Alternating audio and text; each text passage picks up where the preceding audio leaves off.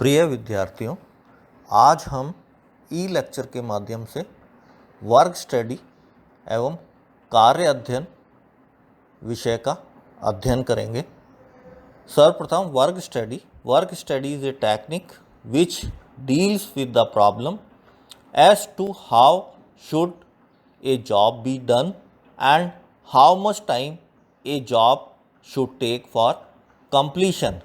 Then answer is method study and time study or work measurement.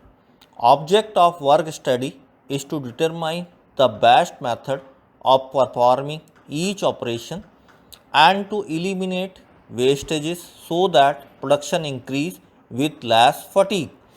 Work study या कार्य अध्ययन तकनीक के माध्यम से हम किसी कार्य को किस प्रकार से अथवा मेथड से हमें करना है एवं उस कार्य को पूरा करने में लगने वाला समय कितना है।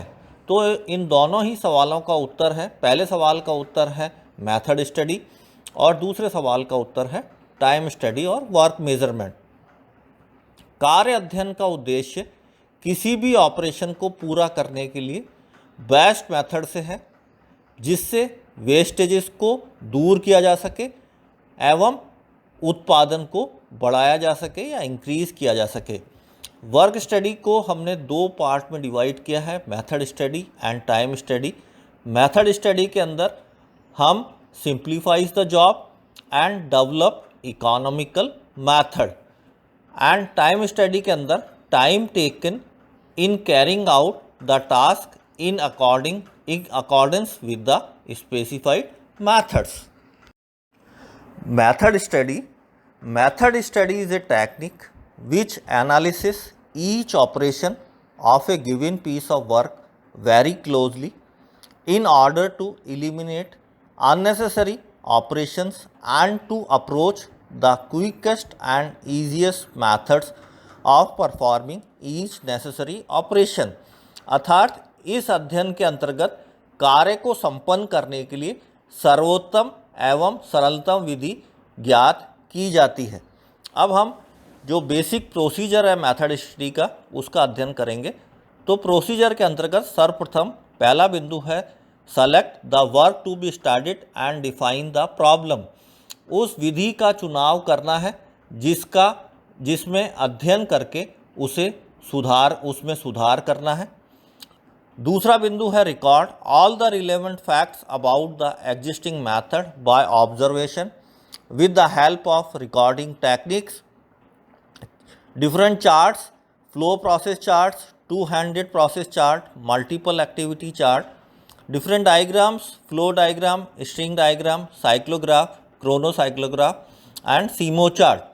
वर्तमान कार्य विधि से संबंधित सभी तथ्य एकत्रित करना एवं विभिन्न चार्ट्स जैसे कि flow process chart, two handed process chart, multiple activity chart एवं विभिन्न diagram, flow diagram, string diagram, cyclograph, chronocyclograph and simo chart के माध्यम से हमें उस विधि से संबंधित तथ्यों को रिकॉर्ड करना है।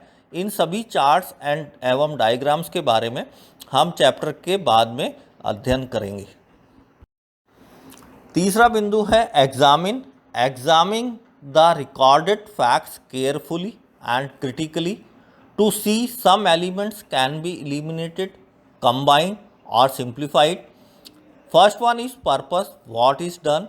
Second was person, who does it. Third place, where it is done. Fourth means how is it done.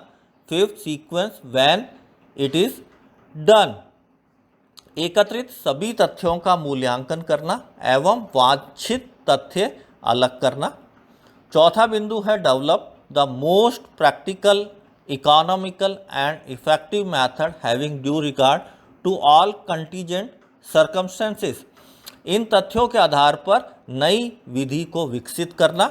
then define the new method so that it can be identified। then next one is install that method as standard practice। नई विकसित विधि को मानक या standard रूप देकर उपयोग में लाना। और आखिरी बिंदु है maintain that standard practice by regular routine checks. नई मानकीकृत विधि को लगातार सुपरविज़न के साथ काम में लेते रहना। अर्थात मेथड स्टडी के अंतर्गत हम जो इसका बेसिक प्रोसीजर है उसके अंतर्गत select, record, examine, develop, define, install एवं मेंटेन, ये 7 बिंदु हैं जो कि basic procedure of method study में काम में आते हैं। धन्यवाद।